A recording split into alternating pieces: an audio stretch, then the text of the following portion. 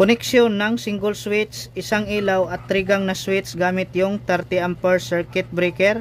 Sa 30 ampere circuit breaker, meron tayo ditong wire. Ang gagamitin na wire natin dito ay PDX wire number 10. Dito naman sa load side ng circuit breaker, PDX wire number 12. Same lang din sa outlet, PDX wire number 12. Kapag lightings naman, PDX wire number 14. Same lang din sa switch. Ito yung supply natin na galing sa load side circuit breaker. Black, ito yung live. White, ito yung neutral. Dito sa switch, isa lang ang dumaan na linya dito. So ang idaan natin dito na linya is live.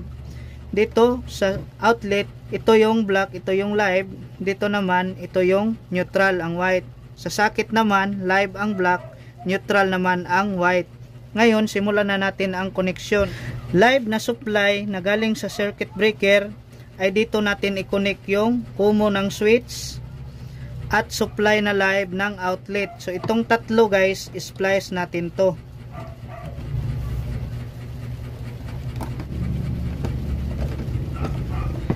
Next ay ito namang return ng switch. Dito natin i-connect yung supply na live ng socket. So itong dalawa, splice natin.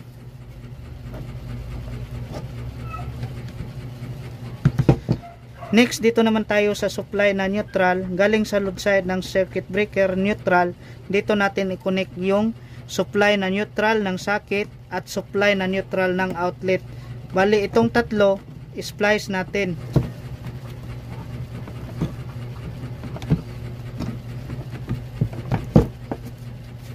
Next, ay lagyan na natin ng electrical tape.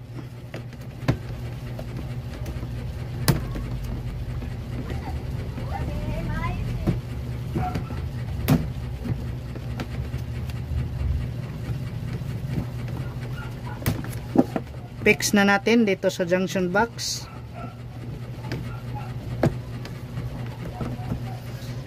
Lagyan na natin ng ilaw. Next, on natin ang circuit breaker. On natin ang switch.